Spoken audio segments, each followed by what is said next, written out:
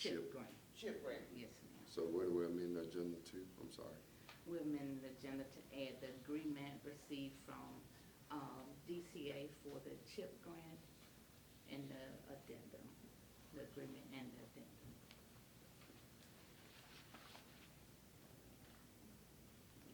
All right, Commissioner, you have heard the amended agenda item to the DDA or the DCA?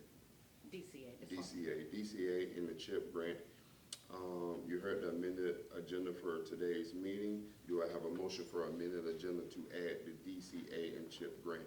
So moved. Second. It's been properly moved and second that we'll amend today's July 16th regular meeting agenda to include DCA and CHIP grant as an item for consideration and approval. All right, all in favor, let it be known by voice vote aye. Aye. All right, motion carries. Amended agenda approved for today's meeting. All right. Do we have a motion to approve for regular meetings for July 2nd, 2024 meeting? So moved. Second. It's been properly moved and second that we approve regular meeting minutes from July 2nd, 2024. All in favor, let it be known by voice vote aye. Aye. Motion carries. Regular meeting minutes approved. Approve of call minute meetings. Do we have a motion for July 8th call meeting? So moved. Second. It's been properly moved and second that we approve the call minute meetings for July 8th, 2024. All in favor, let it be known by voice vote aye. Aye. And motion carries. Call meeting minutes approved. I see no speaker appearance for 5 minutes on the agenda. Okay, that's correct.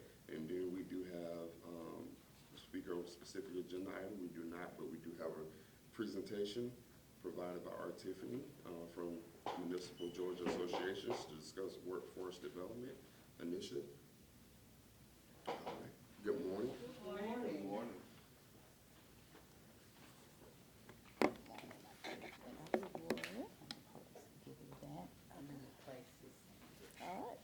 All right, good morning. I'm Art Tiffany Stanley with Georgia Municipal Association, a member services consultant, and I am happy to be here this morning, bright and early.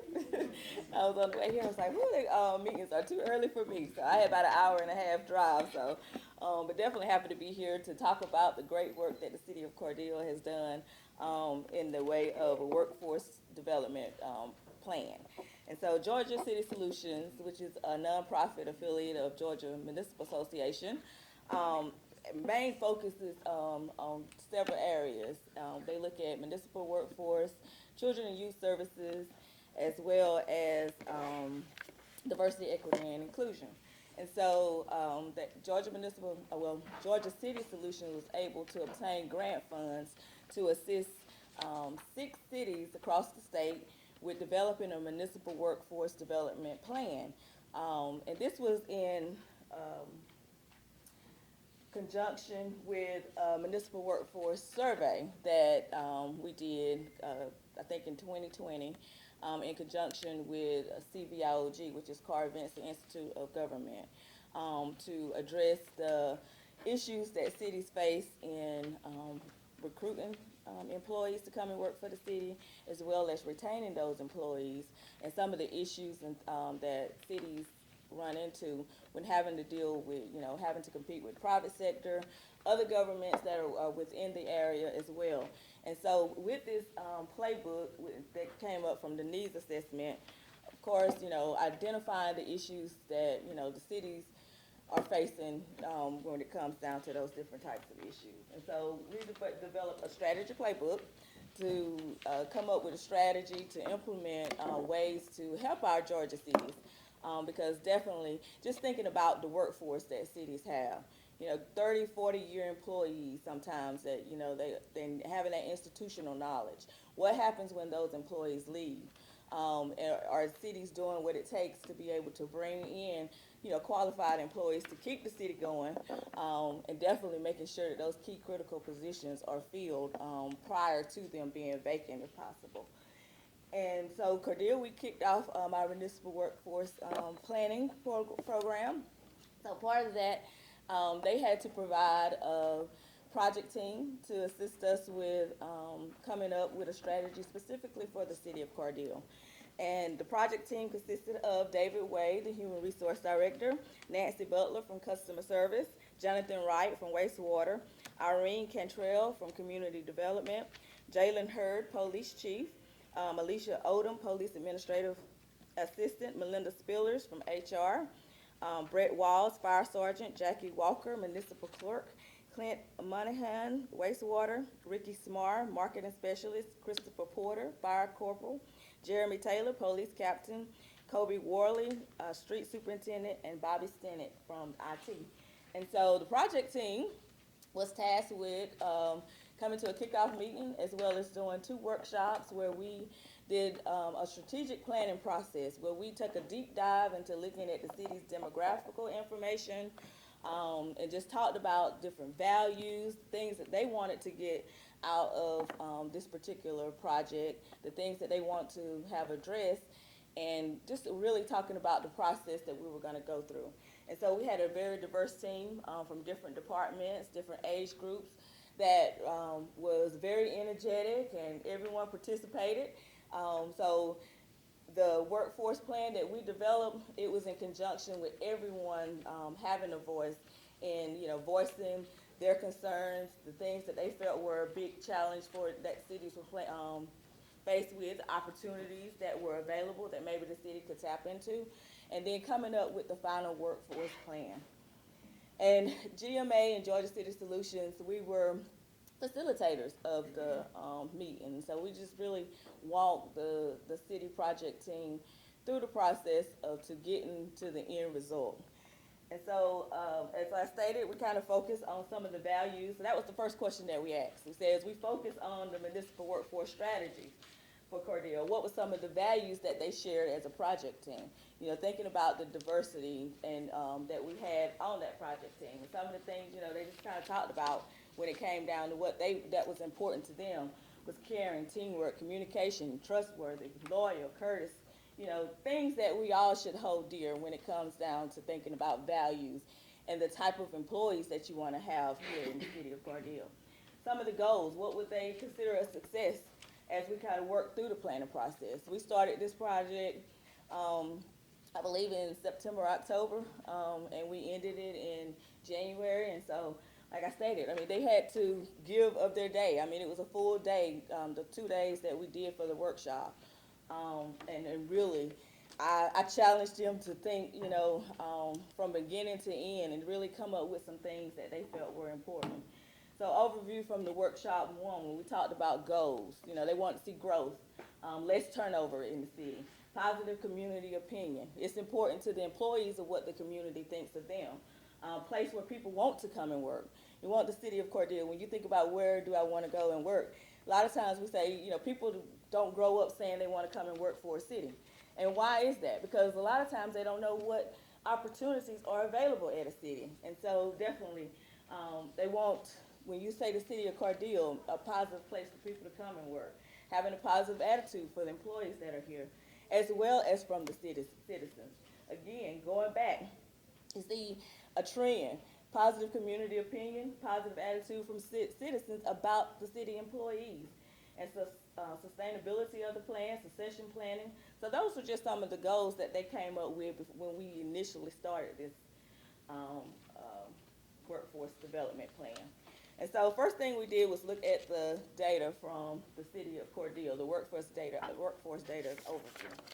And looking at Cordele's demographics, again, realizing who you're having to compete with when it comes down to trying to get employees to come and work for the city. And so we looked at the demographics for the city, as well as looking at the demographics of the employees that were here. We looked at the approved head count, the retention, the turnover rate, the employees that had been here a long time, the highest tenured. We had employees that had been here 58 years. And it's like awesome. They were born and came to work for the city, I think. So, but just looking at the highest tenure employees, you had Parks and Cemetery, Community Development, 54 years, in Meter Department, 44 years, Finance, 40-something years. Again, thinking about that institutional knowledge. you have hundreds of years that could potentially walk out the door at any minute. And so coming up with a strategy that the city of Cordele could implement to address, those employees exiting, and what were some things that needed to happen. And then looking at the highest turnover statistics, of course, like most cities, police department, one of the highest, turnover rates. You had finance, which the finance department did not have a lot of, employees there. So just knowing that losing one employee, what impact that would have on the city. Public works, administration, they had 2 job openings at the time, and that 2 new positions that had been created for the city manager's department. So we just kind of talked about, the initial reaction that they had to the data, if there was any surprises or if there was some things that they, expected. But then we kind of talked about, before we dived into the strategic planning process, we looked at, we asked what was working in terms of municipal workforce development in the city currently. And so they share their ideas, just looking at different things from the police department working to, from the training policy standpoint, changes that have been currently made, I think, to the city's retirement plan, making it easier for people to retire, and just being able to have some, different training and development opportunities for employees. Looked at, what are some existing workforce development resources that they can continue to leverage. And so just looking at the knowledge that was here at the city, and making sure that they could get that institutional knowledge from the tenured employees. And so sharing that with the less tenured employees, that was, something that they felt like they can leverage. The newspaper, Cordele Dispatch, the social media, definitely word of mouth, so getting that positive citizen opinion out, the sharing the city story, telling the city story. Collaboration with colleges, from the standpoint of career fairs, and really creating that pipeline for employees to come and work at an early age. So coming up with different strategies on how can you get people to learn about the city of Cordele. So that was just a few of them. Then we looked at some priority areas. What were some things they felt were a priority initially before we even got into a full discussion? Looking at the city's website, offering competitive salaries and benefits, definitely ongoing training, flexible schedules, finding employees that have a genuine desire to meet the needs of the public, and having supervisors that offer benefits is just as important.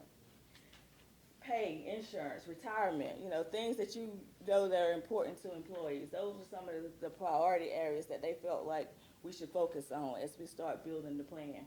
And then definitely not only looking at the priorities, but thinking about what are some of the challenges that you currently face, and being able to address some of those challenges.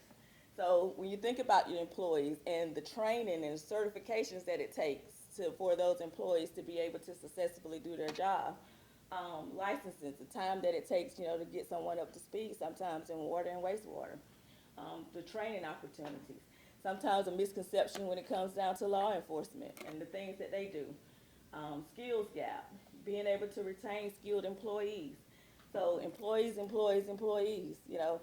what does it take to make the city of Cordele run? You have to have employees each and every day, because it's a 24/7 day a week business, just looking at the services that the city provides. And so we talked about different opportunities, things that they can, tap into, improving and expanding the scope of the website, a class and compensation study. I think at the time that we were building this strategy, they were in the process of implementing a compensation classification study. Employee relations, definitely improving on that, promoting the city and awareness of operations, and succession planning. Again, thinking about those 60, 40, and 50-year employees and being able to definitely come up with a plan on how to make sure that the city is able to continue was important. Benefits, page of entry, longevity, people needing to know more about what the city services was. Fire, we had a long list of priorities and things that they wanted to focus on. Retirement, equipment upgrades, recognition programs. And so as we moved into the second workshop, which was taking all those things that they talked about and coming up with some priority buckets, things that specifically that we could break down the start working on that they can implement within their work program based off of those opportunities, those priorities that they addressed. And so the 5 priority buckets that they came up with based off of the trends that was discussed: compensation and benefits, employee relations, marketing, recruitment, and succession planning. So those were the 5 things that they felt was a priority as they moved to build their workforce development plan. And for each of these priorities, they went through and came up with, I remember the list of priorities that I just shared, it was probably like 15 or 20. So we had to prioritize to come up with a workable schedule, a workable plan that they could commit to. And so we listed all the priority out. And so each individual on the project team had an opportunity to highlight the top 3 priorities that they felt was important to move forward with. And so we came up with 5 action items based off of the 5 priorities that we had.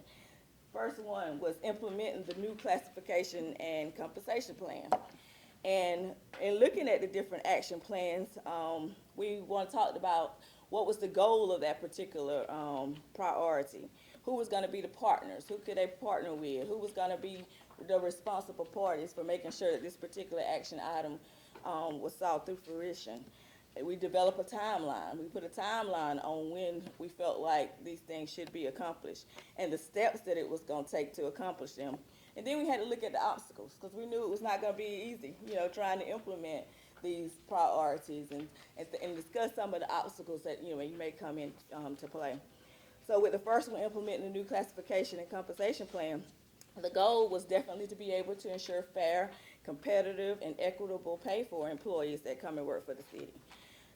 Number one, a lot of times wage is one of the things that keep cities from being able to compete with the market. And so it's best practice to look at your wages and employees' benefits and total package every 5 to 7 years. And so as I stated, they already had, a plan, a study in place. And so to put a timeline on implementing it, possibly within 6 months. And the steps to do that: number one, they have to get approval from the commission. And that's why, we felt it was important to definitely come here and communicate the work that the employees had put in and the things that they felt were important, because they have to have the commission buy in to be able to make this municipal workforce development plan a success. And so it starts with you, the commission. So giving approval for being able to implement this compensation plan.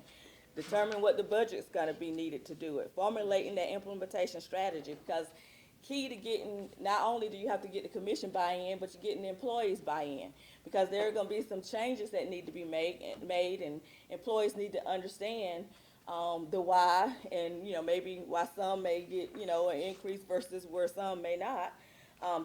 Collaborating with the department heads, because they're going to definitely be the champions when it comes down to being able to discuss the new changes within the compensation and classification plan. And then definitely having a comprehensive communication plan to help inform employees about those changes. So that was the first action plan. Second action plan was to enhance the employee relations in the city. So that was a trending topic that came up in the discussions, even when we started day one. Again, foster a collaborative work environment. And this includes building the strong relationships with the employees, promoting open communication, really, focusing on positive employee relations. I was able to, I think maybe the first workshop I came, it was around Christmas time. I was able to attend the employee Christmas party. So that was definitely nice. So the partners with that was employees, HR, department heads, the marketing manager, and the city manager. And 3-month timeline was put on that particular action item. And some of the steps that it would take was to get employee surveys. So get feedback from the employees, asking all the employees at the city of Cordele, what are some things that they need? What is the city meeting their needs as an employee? What are some, definitely get their opinions and their contributions to the employee workplace. Then they would take the information from those surveys, evaluate the outcome, and then just looking at it from a departmental and the citywide trends. Then start instituting regular departmental meetings to enhance employee relations. Develop monthly employee newsletter, so, highlight employees and share important updates, those achievements. Formulating an internal committee that's gonna be dedicated to helping to foster that positive employee relations, to try to bring people together, and continue to explore opportunities to host additional employee events, like the Christmas party and other things, to provide that platform for employees to interact in a relaxed setting. So action item number 3 was developing a comprehensive training program for employees. Again, we're talking about the municipal workforce strategy and how can you recruit as well as retain your employees, because retaining them is just as important as recruiting them. So developing that comprehensive training program, and the goal is to address the diverse learning needs of employees, understanding that different levels of employees have different needs, and they're gonna need different training opportunities. So someone has to actively look at those training opportunities that are available and what would make that employee's path to being successful in their role easier. And so the partners with that was definitely employees. You got to have the employees to buy in. Department heads, HR, supervisors, GMA, we offer training opportunities, CBIOG, which is Cordele Institution of Local Government, and other educational institutes.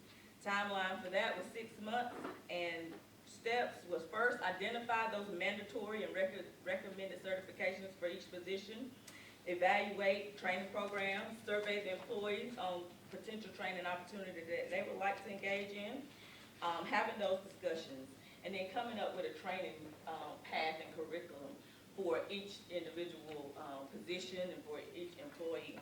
And then definitely looking at some of the obstacles, being able to budget for it, staff shortage, and then getting the department head buy-in. So action item number 4 was updating social media platforms to assist with city communications.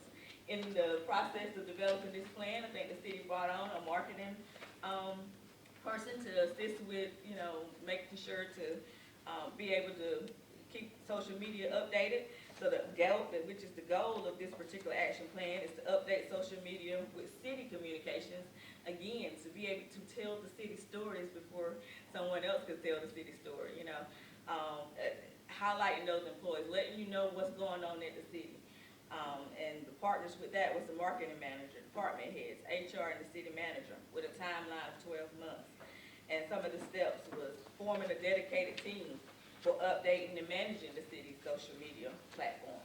Because not only, if potential employees are looking to come and work for the city, the first place they're gonna go is the city's website. So what information is available out there to them when they go to the city's website? Is it up to date? Assessing the existing state of the city's social media accounts. Centralizing the management of those social media accounts. Sometimes we have social media in different departments, so making sure that there's someone that's there to oversee it and manage, and making sure that the information that's communicated is accurate. Developing short video clips, again, showcasing the city employees at work and highlighting public safety initiatives. Encouraging cities to contribute to the social media content. And then our final item was action item was the creation of a city succession plan process. And that is one of the things that was developed within that strategy playbook, was definitely identifying those key critical positions, to where if that person walked out the door today, would the city operations be able to continue efficiently and effectively? And so the city coming up with a plan to be able to address those known retirements. You have 40, 50, and 60 tenured employees.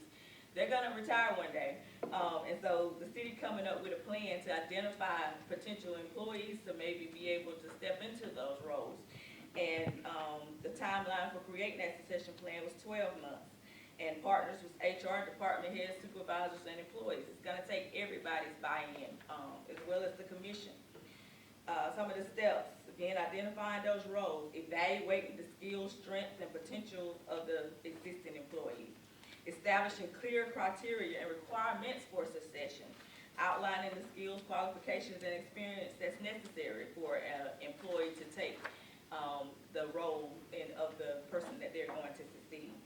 Clearly communicating the succession plan to employees, implementing training programs, so going back to the training program that the city wants to implement, assessing the progress of employees, definitely periodically reviewing, updating, making changes as needed in the succession plan to make it successful, and evaluating the effectiveness. So when people leave, if you can determine, if there's somebody ready to step into that role, that'll let the city know if that succession plan has been successful or not. And so that was the plan that the municipal workforce plan that we developed for the city. After we completed and provided the final report, Mop Dog, which is a third party, they assisted the city with coming up, we kind of talked about some of their job recruitment strategy. They're providing them with the tools that they need in order to be able to effectively recruit employees, as well as some of the things that are going to assist with the employee survey, help them develop the survey and communicate that to employees and get it out as well. And so that's it in a nutshell. The project team worked hard to develop those 5 action items and to develop a work program that was workable. And we'll be checking back, periodically to see how the city is doing in implementing those different action items. And we appreciate the city of Cordele being one of the 6 cities to participate in this program throughout the state, and definitely just thank you for the work that you put in, and can't wait to see the fruition of your plan. That's it.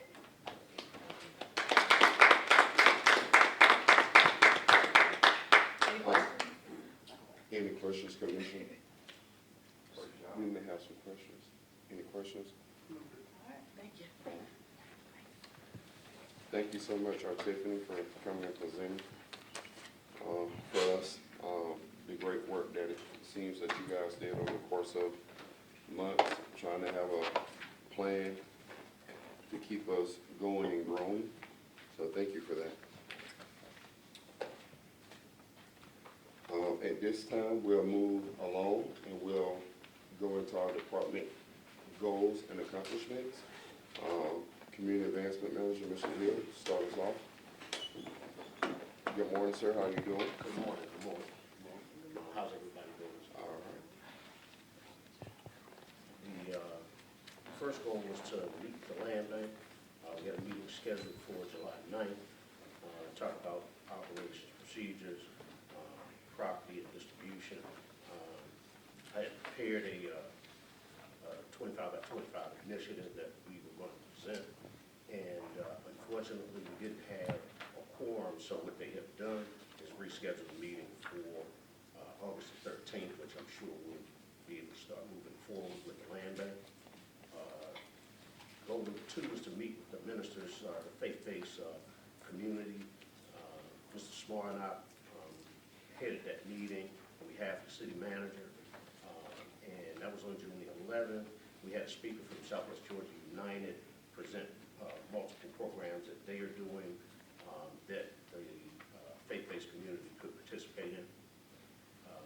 Goal number 3 was to work with the PAIL program and the Youth Initiative Committee. And in searching, I found a workforce development grant that was geared toward youth. So I forwarded that information over to the person at PAIL that oversees the Youth Engagement Committee for their review. Goal number 4, in watching the news, I found out that FEMA was actually putting together, or they had a grant for pooling stations. And with us starting to hit these triple digits, I wanted to make sure that Cordele was actively engaged in trying to help, work with our citizens in these extreme times. So I pulled down the information, I forwarded it over to River Valley, and they are in the process of reviewing that. We'll get back to you on that as soon as possible. I had an opportunity to talk with DCA about some funding programs they have for developers. I've shared that information with multiple people that I'm in dialogue with relative to housing. Myself and city manager are going to be meeting with some people, and then hopefully coming back to you real soon with some projects that, may be in the works.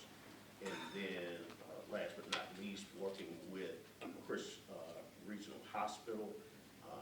I had mentioned before they had 18 properties and they wanted those to be developed. They were in the midst of their budgets the last time we met, so we got set back until the 25th of this month. So on the 25th, we'll be meeting with them and the developer, the hospital developer, and myself to come up with a strategy, and then I'll get back together with you about moving forward. That's it. Any questions for Mr. Hill? So I recall you saying there was a lack of a quorum at the meeting for the land bank. There was a quorum. There was just some items, some of the authority members were not there, and so they wanted to wait until they had a full group before any presentations were made, but we did have a quorum. Okay, Forgive me for listening. okay.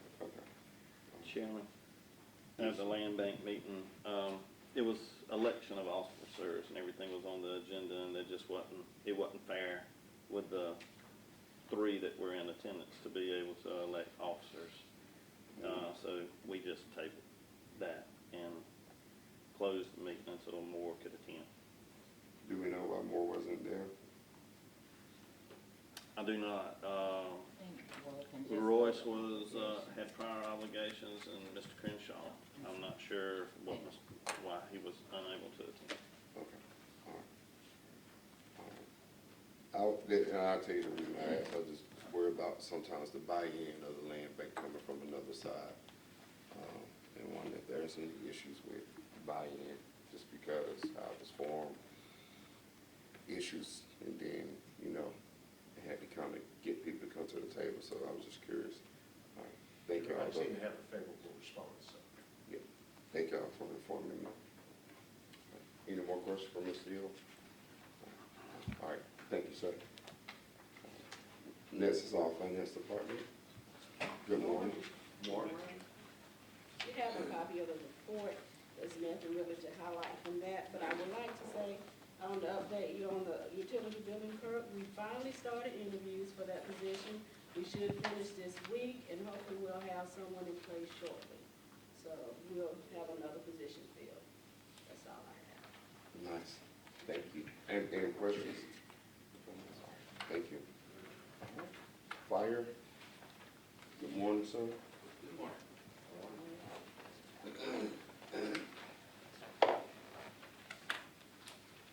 Goals and accomplishments. For our goals, as always, to provide the best possible service to the citizens and the visitor of Cordele.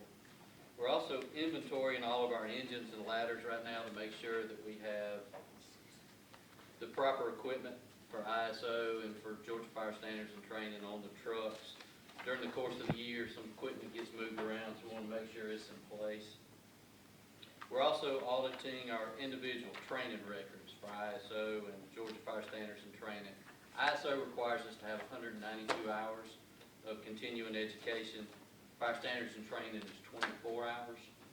We actually have an opportunity to contract with Vector Solutions, and it's part of your packet, some of the curriculum that they provide. But they do provide over 500 hours of NFPA-approved fire and EMS curriculum. The advantage to that is some of the online classes are half an hour all the way up to 8 hours. So firefighters can, when they have time, take the curriculum, test out, and then Vector automatically reports to ISO and Fire Standards and training. So it helps with tracking, it helps with curriculum. Our training officer can teach to a group, they can test out through the curriculum, and then those hours are automatically reported. So you may see that again in a future meeting, but I want you to be familiar with that today. As far as accomplishments, we are currently taking part in the annual mass casualty training with Chris County Sheriff, Chris County Fire Department, Chris County EMS. The physical training is taking place at the old middle school, and the classroom part is taken here, and I wanted to thank Chief Hurd for letting us use his training room to do the classroom part of that. Some of our guys did attend a first aid stop the bleeding instructor training class, and they're going to assist Chris County EMS do do recertification for teachers before the school session starts back. We also have our annual pump testing for engine 2 scheduled for July 29th. As soon as we get that done, we'll be able to get engine 2 back in service. That's the engine that was damaged on the interstate. We assisted American Red Cross with the blood drive at the community clubhouse on July 9th. I sent 2 recommendation for hire letters to HR, and I believe both of those have been accepted. We will have our quarterly command staff meeting tomorrow, and then we received the 3 G1 SCBA's. Those are the updated SCBA's to replace the older models. Those were paid for by the fireworks tax grant that was made available by Georgia Fire Standards and Training. And I want to thank them and Randy Toms, the director, for that. We were actually able through the grant to save $22,500 of taxpayer money for that, to upgrade that equipment. So I want to thank them for that. And that's all I have. Any questions for our fire chief? All right, thank you, chief. Thanks. All right. Ms. Cantrell, Housing and Urban Development, good morning, ma'am.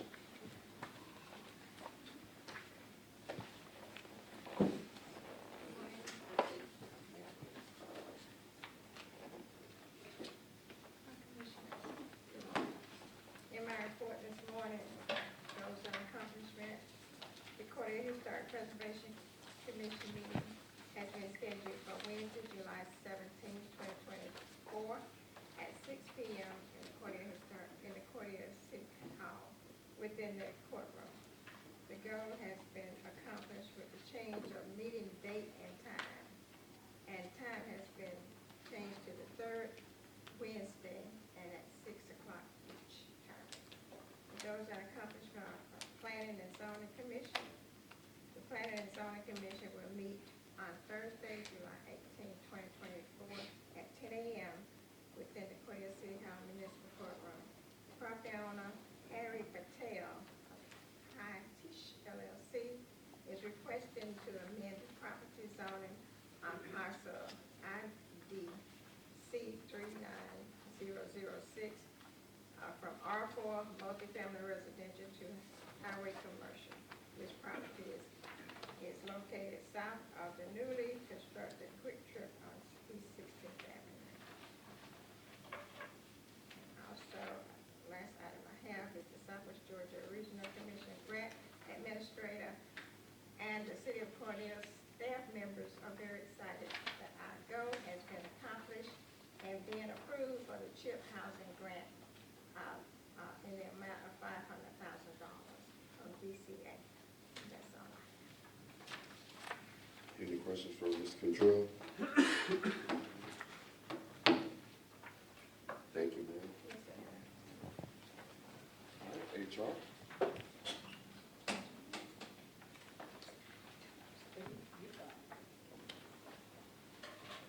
Morning, Mr. Chairman, Commissioners. You've got my report in your packet. Before I get started, though, just like to say thank you to our Tiffany. She already left. She had to go to the broadband Maybe she'll summit. see this. Just want to say thank you to her for the time she spent with us, helping develop this workforce development initiative. She was very informative, very helpful. It was just a pleasure working with her.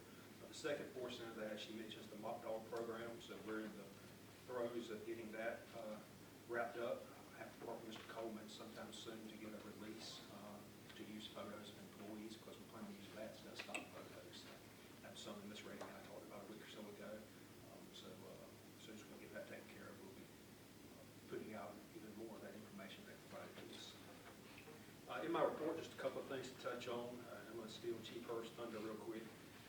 We have now a codes enforcement supervisor in the police department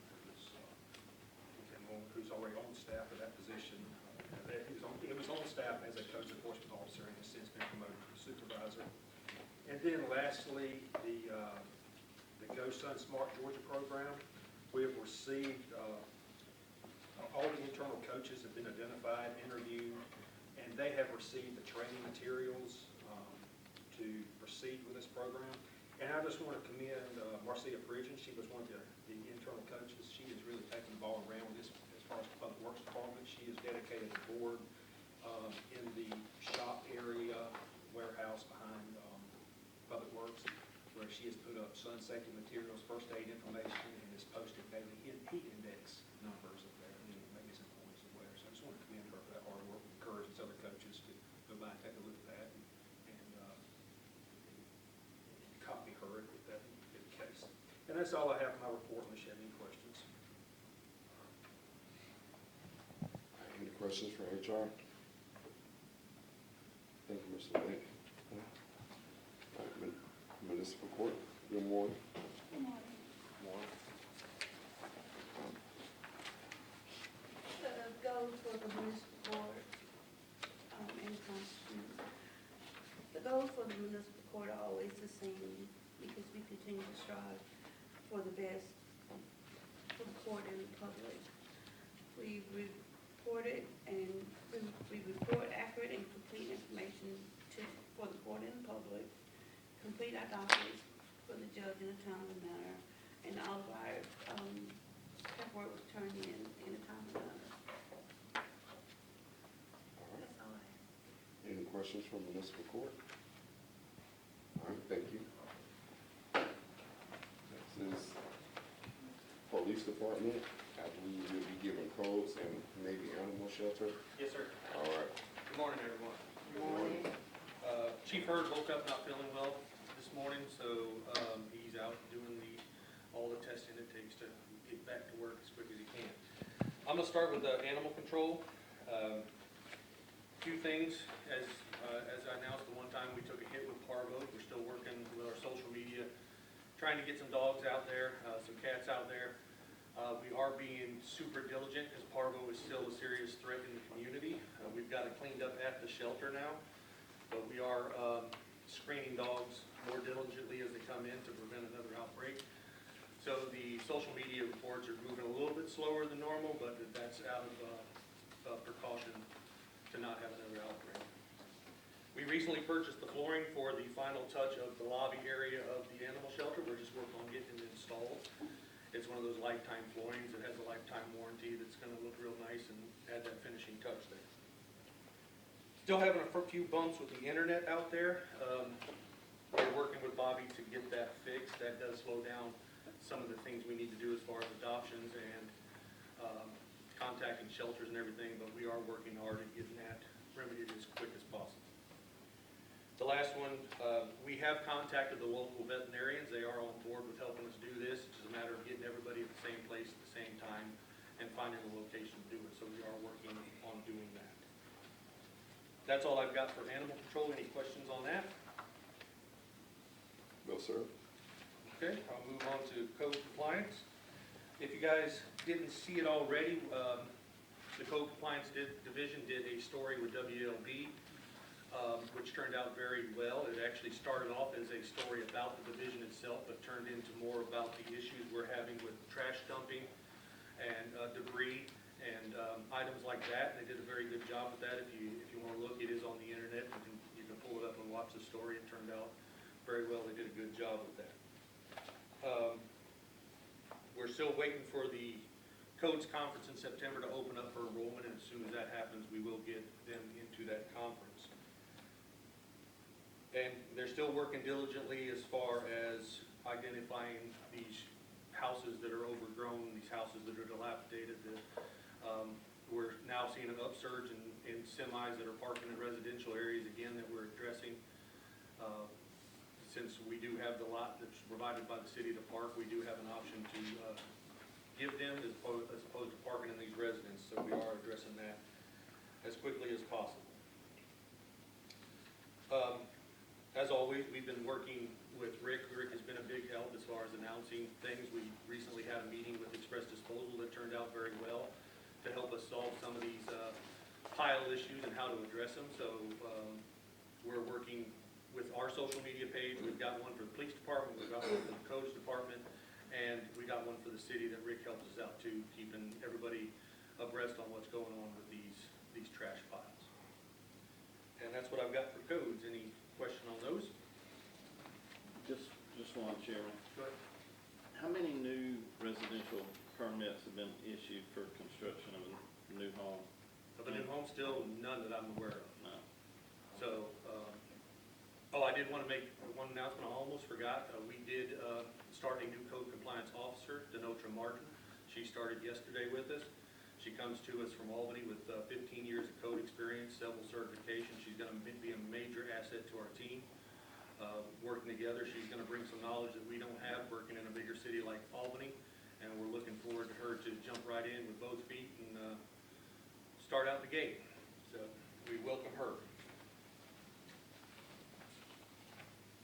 Any other questions on code compliance? I don't believe any other questions. Okay, I'll move on to the police department.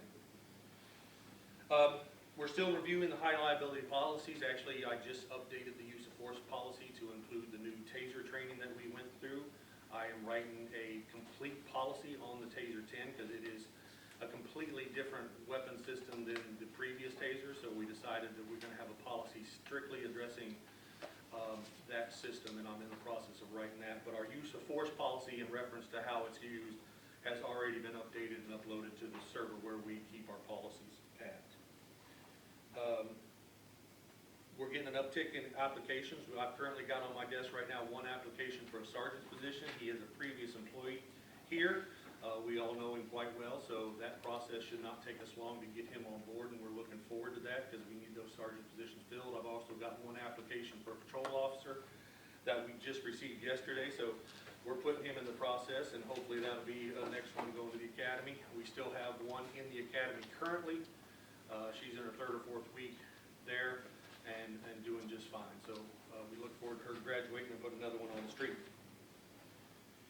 Finally, at number 3, this is important one. We just recently sat down with the Housing Authority, and we're working on doing some town hall meetings directly on their property and their community buildings. As you know, we've done a town hall meeting before where we put it in the community clubhouse, and we got some turnout, but not as much as we hoped. So in trying to remedy that situation, we've decided to take ourselves to them as opposed to asking them to come to us. The Housing Authority is completely on board with that. They're going to help us arrange it and hold them. And on top of that, this Friday, we will be doing Pops with a Cop.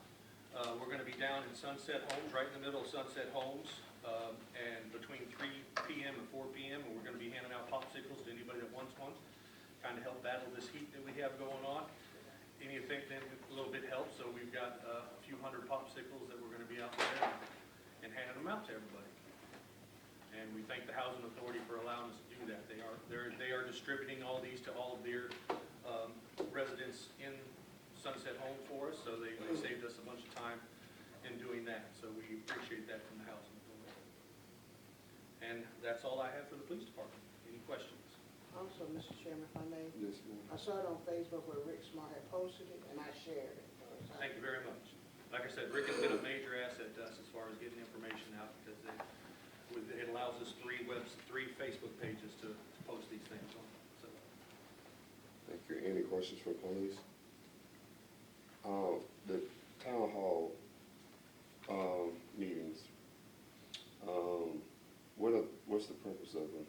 We're just basically going to allow the public to come talk with us. If they got any questions, if they got any comments, any concerns, that would be the time for them to address it. And then we're going to have the whole command staff there and maybe some more officers so they get to know who are any new faces in the police department and ask any questions. We don't go out there to blow any smoke. We answer the questions truthfully and honestly, and we want transparency, and we're giving them the opportunity to show up and do that. Nice. Okay. And you said local pastors will be joining you? We're actually gonna, I think the chief in the last pastors meeting that you met with spoke with them, and we're gonna try to go to actual churches as well.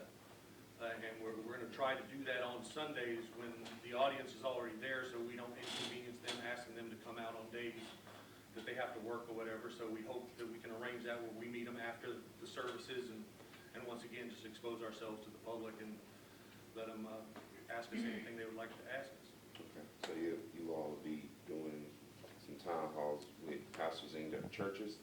In the churches and in the Housing Authority. Okay. Just want to be clear about that. Okay. And we're going to do multiple locations in the Housing Authority. We've already discussed Sunset Homes and Morningside is the first two. Sunset will probably be the first, and then Morningside, and then we'll move on to Clara Scott and the Drayton and the others. All right. Thank you. Any further questions? All right. Don't forget our senior citizen program. Oh, we will, Westside Homes, we will. That may wind up there one day, so. Thank Thank you, you. sir. Public Works. Hey, Steve. Morning. Morning. Morning. I just have a few brief comments on goals and accomplishments. First, as far as the 7 holding ponds that need attention and maintenance, the engineers are working on specs for what we need to do to get them up to date. And as far as infiltration in the city sewer system, since we put this together, the bids have, the package has, advertising for bids has gone out. So I believe the bid opening is August 20th. It's either August or September anyway. That's in the works, and that's going to be, that take care of about 4 miles of sewer lines we have. And the city's alleys, we're still working on them. And also Thursday we'll have a demo on another sidearm that we want to look at, and then we're going to take bids on those. So that'll be 8 o'clock Thursday morning if anybody, out of Public Works, if anybody wants to come see. That's all I have. Any question for Public Works? I have a question, sir. I don't know if we go direct to Public Works or to codes. I see a lot of adders with a lot of trash again. Are we finding people yet? Or I think they made some cases and they have court dates. I know a couple of them, I know that. okay. Somebody put some tires illegally dumping out of Public Works. I don't think the court date has come up yet. I believe it's in August. But it's a combined effort between departments, and for those that we can identify again who dump the items there, then they are being cited. I remember a few years ago when there was cited people that were going through the trash and finding the address, like mail address of Bester Shepherd, then they were going to get Bester Shepherd. All the trash had my name on it. So, sometimes they had to go through and start to investigate where the trash is coming from. They do those things. And my trash was like over in some other my neighborhood, Some people in the county dumping trash in the city, some people around other cities bringing trash to Cordele. So we need to sort of, tell people, if you see somebody dumping, report it. We still have a problem, but it's getting better, thanks to the codes department. Thank you so much. Yes, ma'am. What do we do about the C and D dumping on vacant properties? And how do we handle that? I guess that's a We've been question. turning over codes for them to contact people and make a case against them if possible.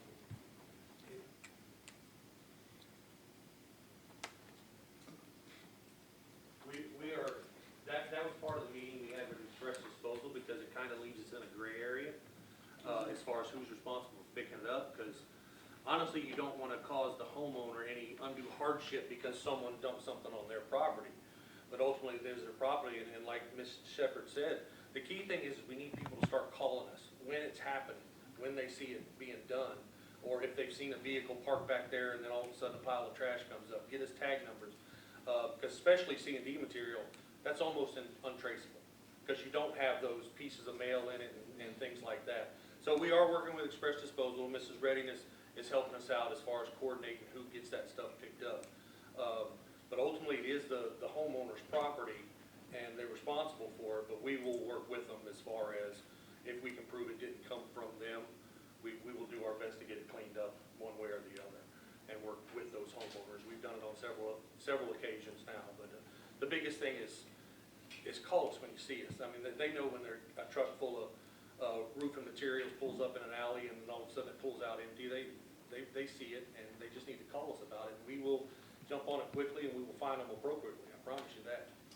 We have an issue in my neighborhood where we started out dumping limbs And before long, we got sofas and refrigerators, and we just got together and decided we wouldn't dump any limbs there. And I believe Steve put a no dumping sign out there. We haven't had anybody to dump out there yet. So I'm thinking once we clean this stuff up and we place a no dumping sign there, it would help us out a lot. You know, if immediately after cleaning it up, put the no dumping sign there, and I think that would, you know. No dumping with the fine, cause in my area, I talked to the city manager, shared something put out, saying up to $1,000 fine, we don't see trash there anymore, okay? And we recently discharged a couple people with that $1,000. And if the city has any cost incurred in cleaning up what mess they left, they're gonna get charged for that too. So this could end up costing people a couple without $3,000 just for one, to not take it to the dumpsters that we provide for free already. You know, or take it to the landfill as far as C&D stuff goes like that, so. Or pay express disposal, because they will Right. pick it up. They can call express disposal Pick it up. if they are unable to take it to the landfill, but there is a fee involved for that. What do you know that fee? I do not, it depends on what is out there in terms of, High code, ma'am, no. In my work, you'll be surprised at how cheap it really is to dump the stuff. It's almost nothing. You know. Especially when you see stuff like sofa and love seats, express disposal will pick that up for free, all you gotta do is put it on the curb, 2 items a week. thank you, 2 bulk items a Right. week. So if you got a sofa and love seat, you put those 2 out there, they're gonna get picked up for free, there's no need to take it anywhere else. And they'll do that with appliances, 2 a week. You know, you could literally have sofa, love seat, a stove and a refrigerator, and then your trash, and all that stuff is gonna get picked up the same week. And that's what we're trying to do as far as educating the public, is let them know, all you have to do is get it to the curb, and they'll take it. I just recently did it myself, I had some appliances to get rid of, they were out there that day, that's it, and they were gone. How often do we post it on social media? We try to do it every time an issue arises. We've posted quite a bit, we've done stories, Rick has helped us out with it. I think we posted quite significantly, that's why we just recently did this story with WLB to get it out more opportunities as possible. I think you can't post that stuff enough, Right. and that leaves no excuses. It's free to post. You know, have it, you know, on a recurring cycle, what have you. And what I heard you say was when there's an issue, I think there's a cost to be kind of proactive or preventive. I think it's free to post, run the same post, just keep running it. Right. And then when we find people and they show up, they have no excuses for sure. You have all these outlets, but I think we can post a little bit more, not making an excuse for anybody. I think there are still people who are determined to always, you know, go around the system, but I do think we can utilize, we have a social media marketing person for a reason. I think we can utilize that free way to get it out there and keep getting it out there, especially with the furniture and 2 items a week. Find I don't know, a small thing or a small post, simple as possible to put out there and just run that, you know, because people may not know that I still get that question. Or what have you. That's why I ask for, you know, when people are watching this, they can actually see or hear that, but I don't think people know that enough. So I think we can just post it as free. We have a whole position dedicated to that type of stuff. So I know the police department have a pretty active social media, police codes, animals. So I appreciate you all for keeping the public abreast and your presence there. And I think it's one of those things where we just keep posting it. We'll definitely increase. Yep. Anything else on the issue? Thanks, Steve. All right, social media marketing, Mr. Smart.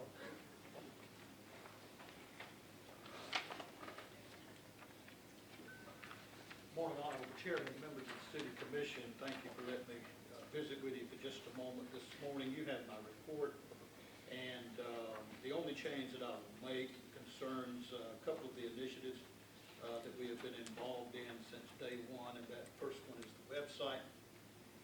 The second revision submission from Granicus has come in.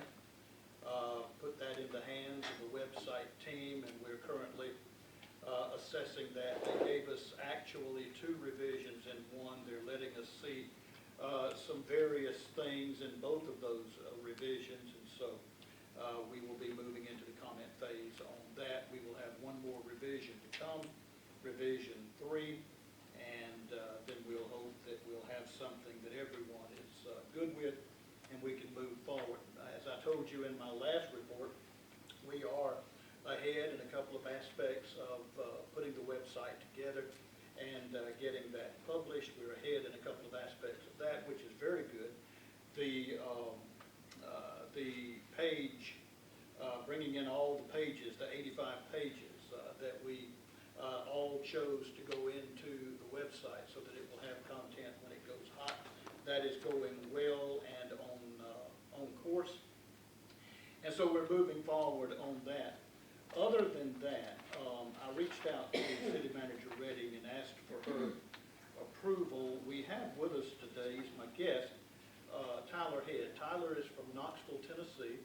He is Southeast Regional Program Director with CGI Digital Incorporated. This is the company that is contracted to produce a series of videos for us. I asked Ms. Redding's approval that he be able to join us in the meeting today, and he is here. And for just a couple of minutes, if it please the chairman and the commission and the city manager, I'd like for him to speak to you about CGI Digital, what they do, what their vision is for these videos for the city of Cordele, and answer any questions that you might have. So, if it please the commission, Tyler Head. Sure. I'll be quick, I promise. Morning, everybody. I'm Tyler with CGI. Originally from Dahlonega, Georgia. Live in Knoxville now. Went to Valdosta State, so have some ties to the area. My roommate from there lives here. Had lunch with him yesterday, so I'm pretty familiar with the area outside of the context of what we do. But we're a digital economic development agency. The video series that we produce for municipalities, the central pillar that everything spins out of. But we look at the entire digital infrastructure of the community when we do our projects.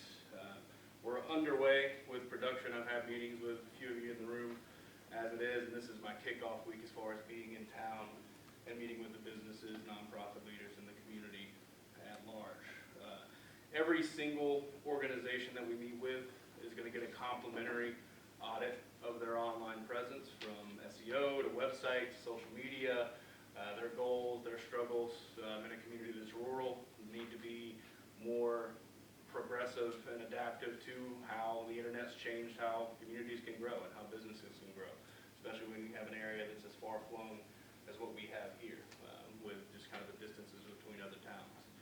I'll be meeting with community leaders that are nominated, so business owners that are nominated by the community, some of which I've met that are in this room already.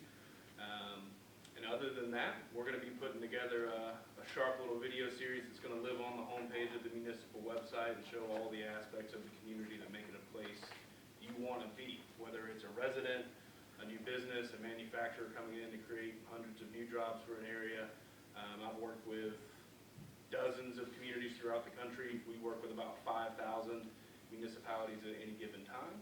We're strategic partners of the National League of Cities, the United States Conference of Mayors, the National Association of Counties, about 24 professional associations across the country as well. We've been around since the 80s. We're headquartered in upstate New York. I am our southern guy, so we get a little bit of a, similar flavor when you get me coming to town, because they've had, they move a little bit fast, let's say that. But other than that, all I got for you. Questions, thoughts, ideas from the room? Any questions? I have a question.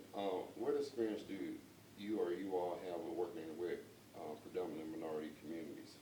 A lot. Baker, Louisiana is one that I've worked with personally. I'm actually a co-founder of the DEI Council within the company itself. Like I said, I went to Valdosta State. You pick a place in the country, we work there. So different racial makeups, demographics, economically disadvantaged. We have experience with all of those. Traditionally, we do work with more of the smaller rural Main Street communities that have those struggles. We work with the Chattanoogas and the Tampa Bays as well, because how we've grown, they've sought to partner with us, but traditionally, the bread and butter of what we partner with is communities just like Cordele, I would say. Do y'all approach change based on that, or y'all have like a similar approach to how y'all? It's a similar approach because the nature of how the internet's changed the dynamic is kind of uniform. Obviously, it'll vary industry to industry and business owner and community depending on the context of their situation. But nuts and bolts wise, the process remains the same. We don't have, like from our pricing structure for participants from the business community, it's built to be affordable for every type of business for the sponsorship aspect. And then we're also a full service digital marketing agency from the context of the service suite that we have. And that's also built and priced around the mom and pop, not the big corporate big dogs. Thank you. Well, thank you. Thank you. That concludes my report, Mr. Chairman, unless anybody has questions. I have a few questions for you. So on your goal one where it says, who our target audience is, what content is valuable to the said audience, observe other contemporary use of platform. Have we started to kind of look at answers to those questions? Yes, sir. One of the things that we were able to do and sought out some help on that, but was actually able to do it myself. One of the things that we learned when we were at the last meeting that I attended was the incorporation of other social media platforms.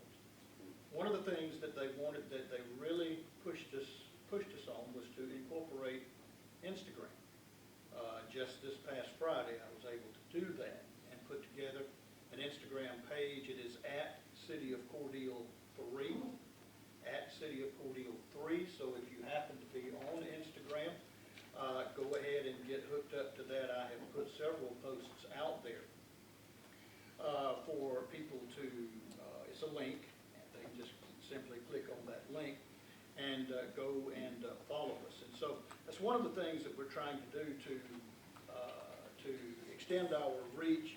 When we look at Instagram, and I was talking to Sarah about this just prior to the meeting, it is geared toward more of a younger audience, which may necessitate a adjustment in the way that we post content and guide that toward a younger demographic and a younger audience. Now, when you go on there, you're going to see, as of this morning, I think it was like 15 followers, and you may think, well, that's not a whole lot. Well, it takes a while for that Instagram to catch on.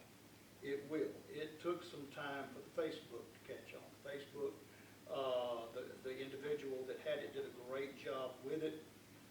One of the things that they also told us to do is post, post, post, post, post, as the chairman just made comment.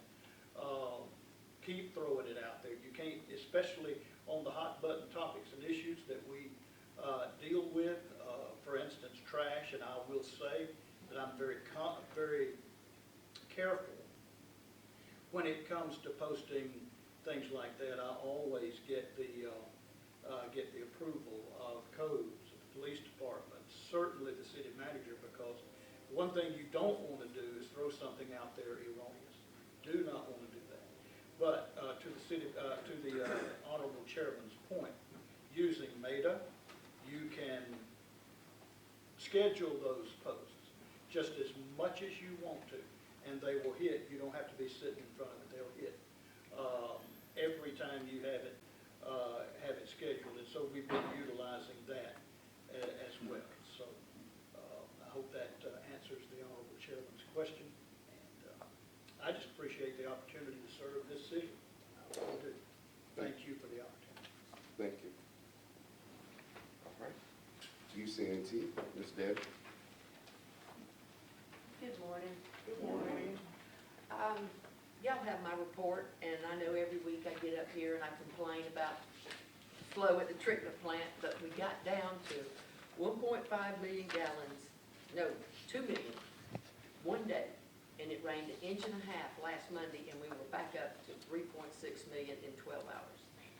So, when Steve said, we can't spend this ARPA money fast enough, and we got 4 miles planned, and I can't wait.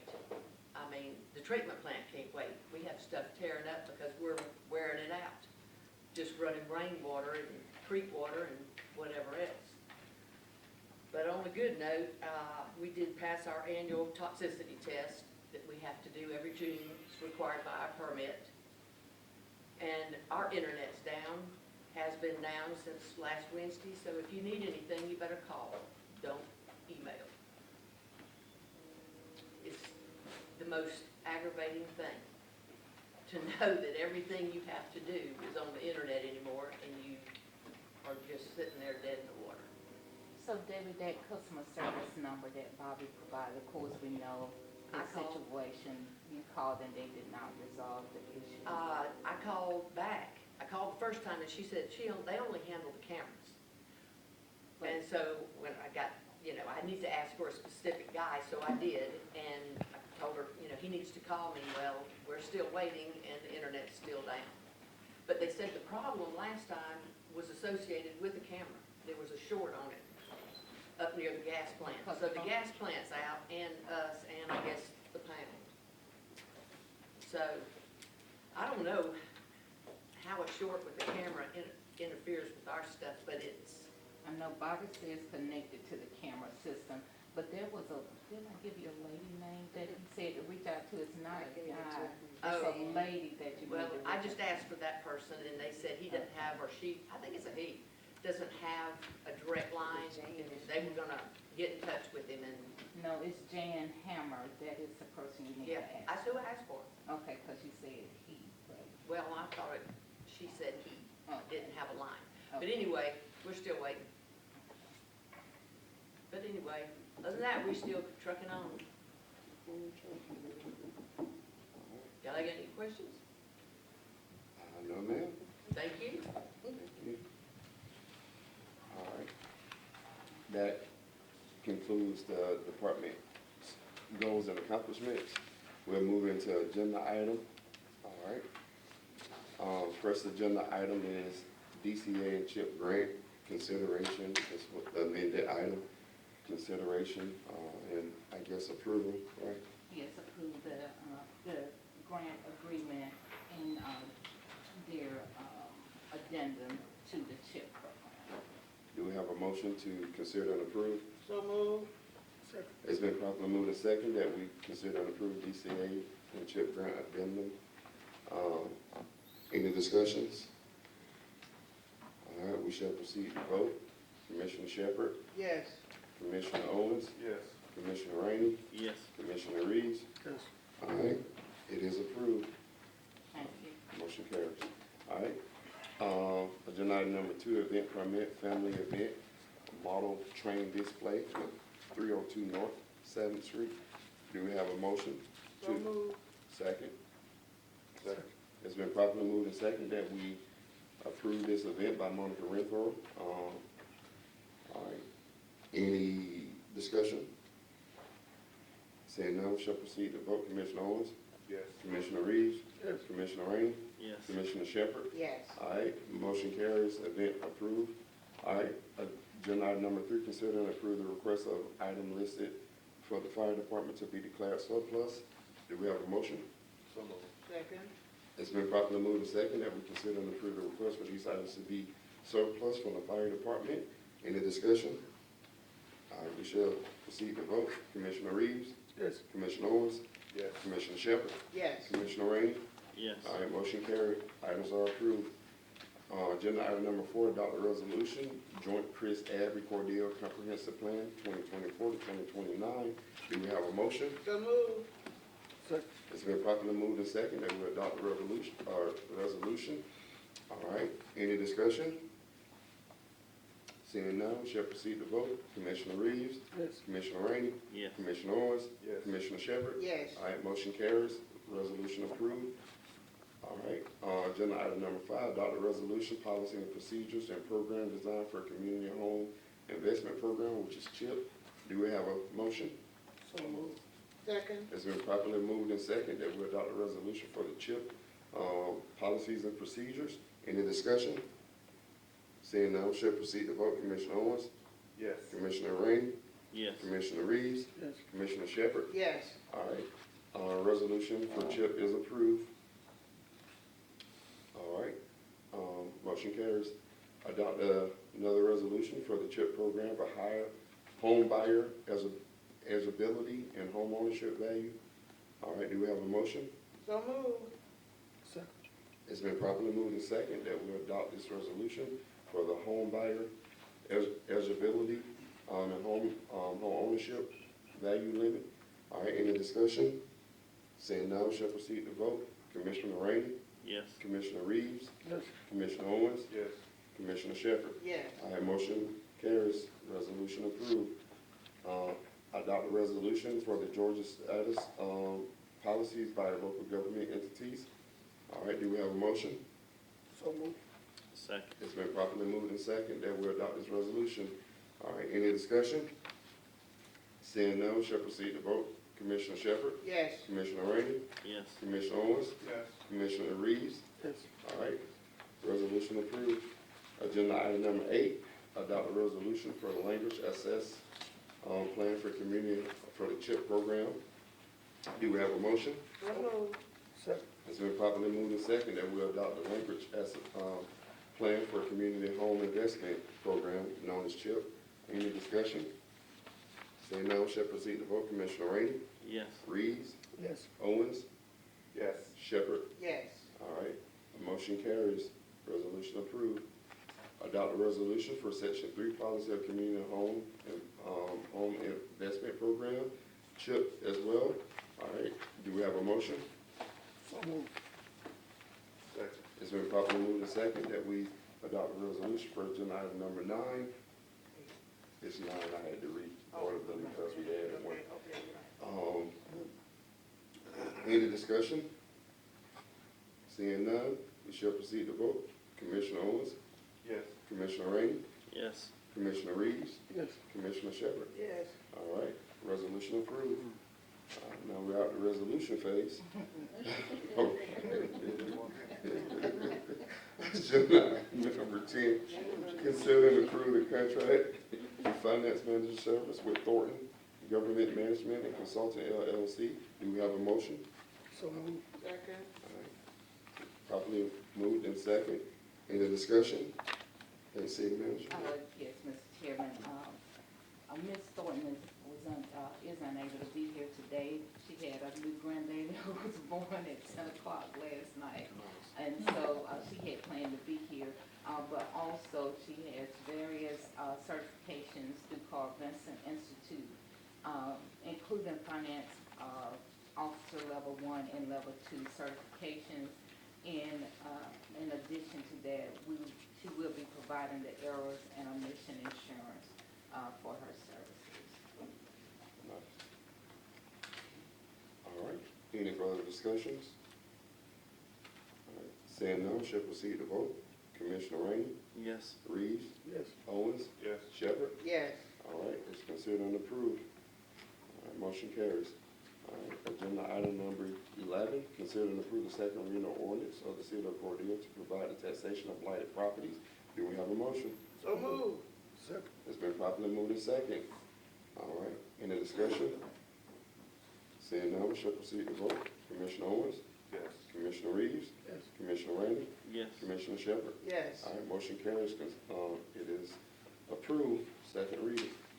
All right, agenda item number 12, consider and approve the second reading of ordinance of the city of Cordele, Georgia, amending chapter 16 of the Cedar Code of Ordinance. Do we have a motion? So moved. Second. It's been properly moved and second that we consider and approve agenda item number 12. All right, any discussion? Seeing none, we shall proceed to vote. Commissioner Rainey, Yes. Commissioner Shepherd, Yes. Commissioner Owens, Yes. Commissioner Reeves. Yes. All right. Motion carries. It is approved. All right. Agenda item number 13, consider and approve the second reading of an ordinance repealing section 12-5 of the city code of the city of Cordele. Do we have a motion? So moved. Second. It's been properly moved and second that we consider and approve the second reading of an ordinance repealing section 12-15 of the codes. All right. Any discussion? Yes. Mr. Chairman,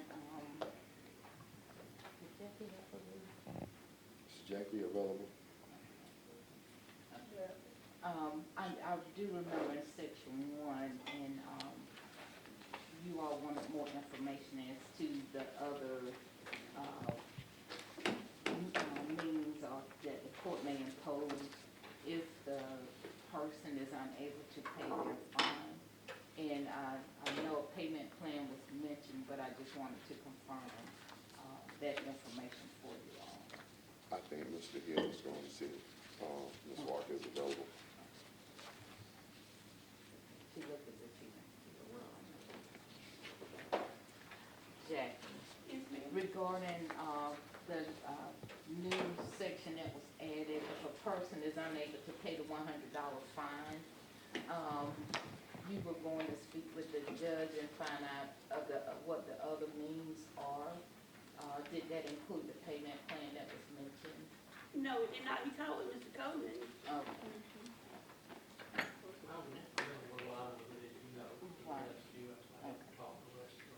Okay. So should we just hold off? Okay, but do we? Okay, but I know they want to, find out what those means are. Okay. So from what I can understand, are we not clear on it? Is this a miscommunication somewhere? I don't think so. It leaves it in the court's discretion. I think what the city manager wants to know if they'll develop a payment plan if somebody can't pay $100 all at one time. Right, I because think they would.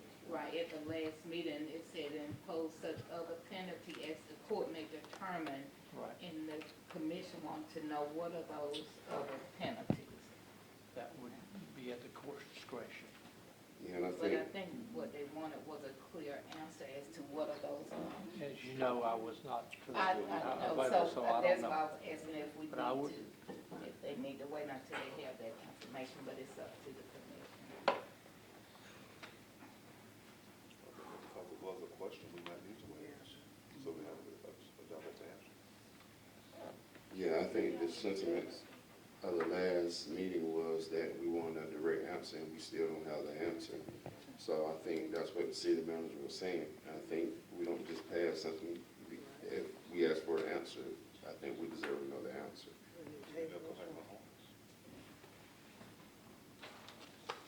I think, can we table that? You can make a motion. I make a motion to table this one Second. until we get clarity. Okay, all right, there's a motion on the table and a second that we table agenda item number 13, the repeal of section 12-15. All right, any discussion? I guess we should go to vote. Commissioner Owens, how do you vote on the table? Yes. Commissioner Shepherd? Yes. Commissioner Reeves? Yes. Commissioner Rainey? Yes. All right, it is tabled. Agenda item number 13, repealing section 12-15. All right, agenda item number 14, consider and approve the first reading of an ordinance setting compensation for the chairman, members of the city commission. All right, do we have a motion for agenda item number 14? So moved. Do we have a second? Second. All right, it's been properly moved and second that we consider and approve the first reading of an ordinance setting compensation for the chairman and members of the city commission. Any discussion? I think we, just so I'm clear and the public is aware, the proposal was to increase across the board to 1,600. Was that right? That's Okay. right. And factually, it will not take effect until 2026 because it has to happen after election. All right, so the compensation, this is about compensation being increased for elected officials.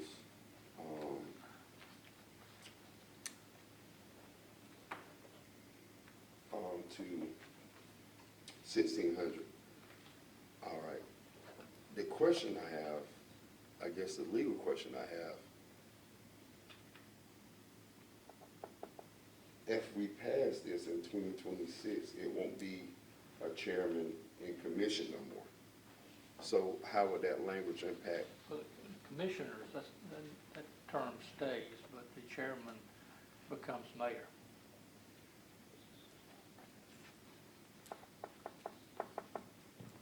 guess section 1 just states each member of the Cordele City. Right, but Commission. everybody's elected to the city So commission. it- The mayor is elected from you guys by you. Appointed. People elect, so they're appointed, but I get your point. Yeah, okay, all right. So, all right, any further discussion?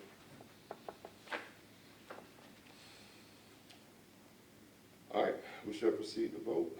Commissioner Shepard? Yes. Commissioner Reeves? Yes. Commissioner Owens? Yes. Commissioner Rainey? Nay. All right, motion carried with the vote of 3. All right. All right, that takes us into our city manager's report.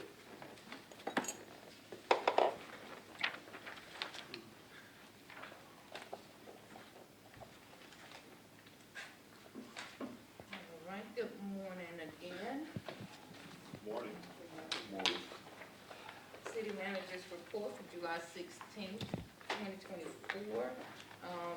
At the last meeting, Chief Heard mentioned the new logo that has been placed on the code enforcement vehicle. So just wanted to make sure that the public as well as the commissioners that you all see the new logo.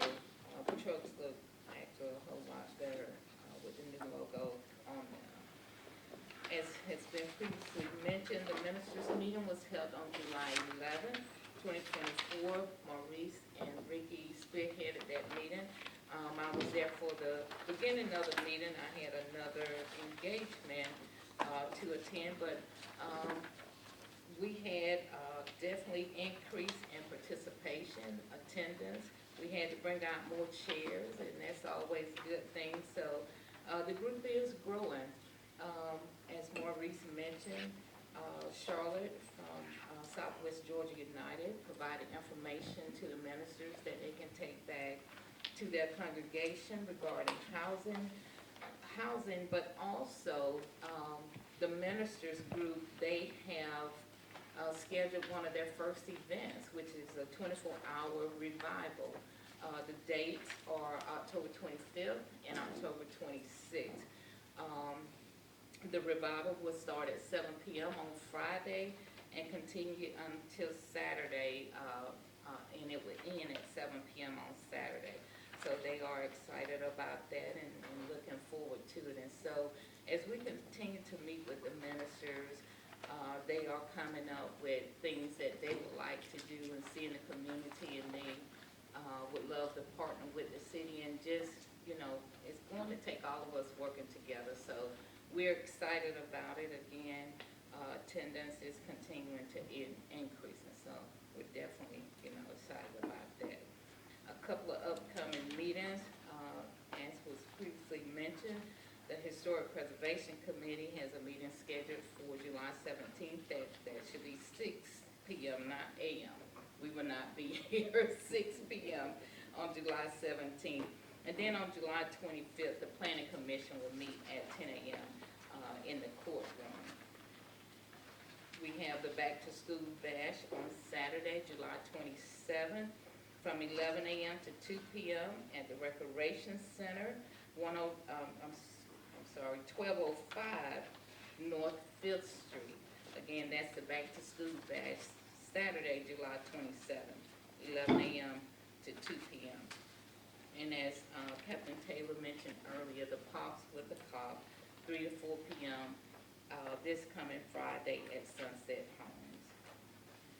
And then, of course, just try to make sure we stay on top of the goals, and just wanted to mention, and Tiffany mentioned the names for the project team for the Municipal Workforce Initiative, but we do have the names listed here as well as the departments represented.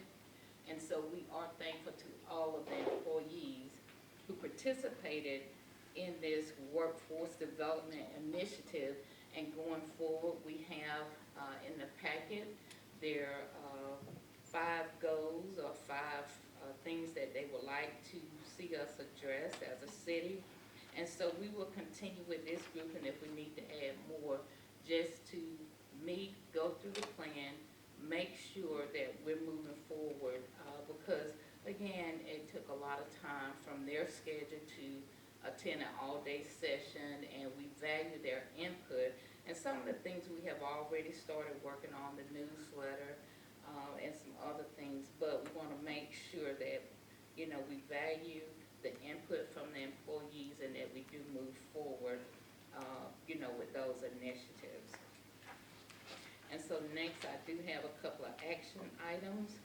One are the insurance renewals. I sent that information to you. We just had the meeting like yesterday. The insurance expires Friday, July 19th. And so the policy information was sent to you. As you can see, there's a slight increase in some areas. The policy limits remain the same. But again, the policy expires Friday, July 19th. And then the second action item is just approval to continue to move forward with a GFA loan. If you remember, early in the year, we received $60,500 in the way of a grant for the lead service line inventory. So we are continuing to work through that. But right now, we don't know how many lines, you know, we will have to replace. And with this particular project, it's, you know, before it would, you know, we only look at the city lines, but this is both on property, private property, and, you know, public property. So we have to look at all lines. So we're not sure how much that is going to cost us in terms of replacing the lines. And so we figured up maybe $3 million in terms of a loan from GFA.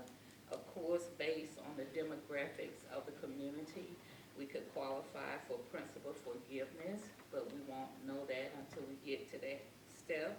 But then also, because of the unknown, if we do not need $3 million, then of course they will roll it back to what is actually needed and adjust the terms of the loan based on the need. And so those are the two action items that I have.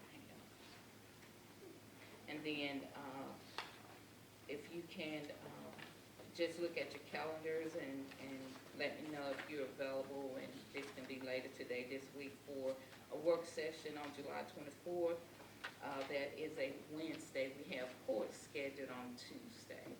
But Wednesday, July 24th, again, to cover the GMA takeaways, to hopefully finalize the budget, because of course we've been waiting for additional information, because we do have the results from the compensation and classification plan that we are working diligently to implement for, you know, the city employees. And that's all I have. All right. You are heard the city manager report. Any questions?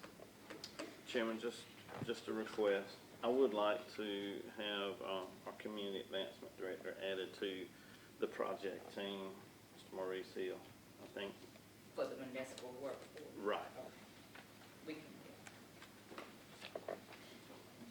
Thank you. So on the insurance renewal, so we just, we go back to the same thing because we have no time to work on reviewing other plans, am I right? Well, what happened is that a lot of companies are getting out of insurance for public agencies, you know, local governments. And so Mr. Shirley had difficulty in terms of, you know, getting quotes because, as he stated, there are very few who now want to provide this type of insurance. But also, I did mention to him, next year, I need him to start the process earlier. You know, I will make sure that we do that because, you know, like I stated, we had the meeting yesterday, late yesterday afternoon, almost 5 o'clock, and then the policy expires Friday. So, you know, it places us in crunch mode. question is, when I hear you talk about the ministers, and, is it limited to the ministers, or? It's faith-based organizations, and so we said ministers, but it's any faith-based organization, church. What happened is, there was a disconnect or no connection at all with the ministers group, the ministers in this community. I inquired about, minister association, because in other communities, we've had ministers associations that become involved, in terms of engaging the community, National Day of Prayer. They would have, events where they would come together. One ministers association in particular, they became a 501c3. And so they will host political forums, they will host award banquets to recognize individuals, from the community for their service. And they do a lot in terms of connecting, with the city and the community. And so that's how it started out, was to bring the ministers together so they can become engaged, with the city and the community. Okay. Are there other individuals you feel we need to reach out to? I mean, when I hear ministers, if I'm hearing this, and I would much rather hear community leaders. We have coaches, we have retired school teachers, we have so many people that has an impact on this community that's not ministers. And I just don't want to see it limited. When you hear ministers, I know if I heard it, I would think, well, I can't go there because I'm not a minister, So I would like to see it, opened up to the community leaders. But we have so many leaders that just not, from a faith-based organization. So. And they're welcome to come, because like I said, it's just planning for events that we need here in the community. And of course, if there are other groups that we need to form, I just know some take care of themselves in terms of the community council, the collaborative, some of those are already in place, but there was not a focus really, on ministers. But yes, all are welcome to attend. But I take note of, what you said and your concern. So I guess my follow-up question to that is I know you said kind of plan of things for the minister, association, alliance, or whatever. Is it a particular approach from a faith-based, like, events or what have you? So I guess what I'm asking the discussion, I know it's ministers or faith-based people or leaders, it's the orientation kind of given towards faith, community, and what they want to see in our community. Is that kind of? That is part of it. Okay. But each meeting, we try to have a speaker who will bring information to the group. Because as you all know, regardless of all the posting that, you do something, you can have an event and people say, well, I didn't know about that. So part of the purpose too is to bring speakers to the group who will have resources that they can take back to their community, to their congregation. But also just letting them know if they want additional information on the resources, that these individuals are available to come to your church, whether it's, Bible study night, a meeting, or, on Sunday to share the information with your congregation. But also, I know, we have invocation on the agenda, and, a lot of times it's, 30 seconds of silent prayer. But in other cities, those ministers, they will volunteer and say, hey, I would like to come and do the invocation on this particular meeting date, or, this date. So we will have for every meeting date, ministers are already lined up to do the invocation. So just, trying to make sure that we're all working together, and that, of course, church is very important. A lot of people attend. so that they can take information back to their congregation, Right. whether it's posting the back to school flyer that was shown early on the bulletin board, or some churches even have individuals who make church announcements. So, you know, trying to get the information to as many people as possible. Yeah, and I just asked because I wanted to kind of, just, you know, I had a thought based on what Commissioner Reeves had said, and making sure there's definitely space for other groups to meet as they like. But, you know, just trying to figure out the field, the orientation of that particular group. And it sounds like to me, I think if others want to, you know, join, they can. But Yes. I do know that, you know, having that space for, you know, kind of have that viewpoint and being able to engage the faith-based leaders in the churches is important to kind of keep. And I think the more you add, then, you know, it's about the focus of the group and things like that. So if we kind of, I don't know, invite a whole lot others, it's kind of not a meeting space for them anymore. And others are free to have their own meeting space. So I was just trying to figure out what type of orientation it was. So, yeah. Thank you for that. Any more questions for our city manager? Chairman, I just have a question back on the insurance. Do you know if that was shopped amongst other carriers or just automatically renewal? No, he did shop it, and there are some companies who, as I stated, are getting out of providing, you know, insurance for governments. And then there are some that, as he mentioned, you know, they're just kind of looking at, you know, if you come and you have all your information complete and, you know, they're good to go with that, then, you know, they will say, this is, you know, what we're going with. We have a set number that we're going to cover this year, and that's it. So basically, the market is becoming tighter, but I do know, as I stated, next year, I'm going to make sure that we start this process earlier. So, you know, if it's going to take, you know, time for them to consider, for him to reach out to all these different carriers and wait for a response, that we have the information before, you know, 4 or 5 days when it's time for it to expire.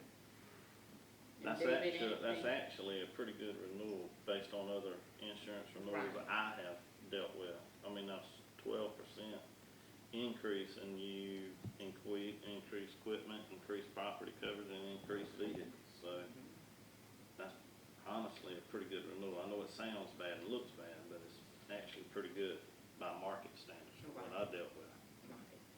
And it is a tight market. All cities, well, most cities that I am aware of are experiencing the same thing in terms of insurance coverage.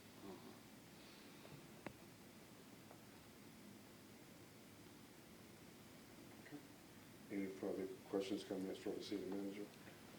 Her report? Seeing none? All right. We have some action items on there, you all, for motions. Motion to approve both action items. Second. Okay. Motion, the motion to approve and second insurance renewals in the, GFA loan, all right, has been properly moved in second. All right, any discussion? All right, seeing none, we shall proceed to vote. Commissioner Rainey? Yes. Commissioner Owens? Yes. Commissioner Reeves? Yes. Commissioner Shepherd? Yes. All right, action items are approved. Motion carries. Thank you. All right, thank you. All right. Thank you, city manager. All right, city attorney, you have anything? Just to point out that the motion is to proceed with the GFA loan, it's not approval of the loan itself. You'll have documents, want to make sure everybody's clear on that. You'll have to do, other than that, Mr. Chairman, I thank you for the opportunity, no thank you. Thank you. So we'll take that. That's what that means. Yes, yes. We're taking it back by doing a lump sum.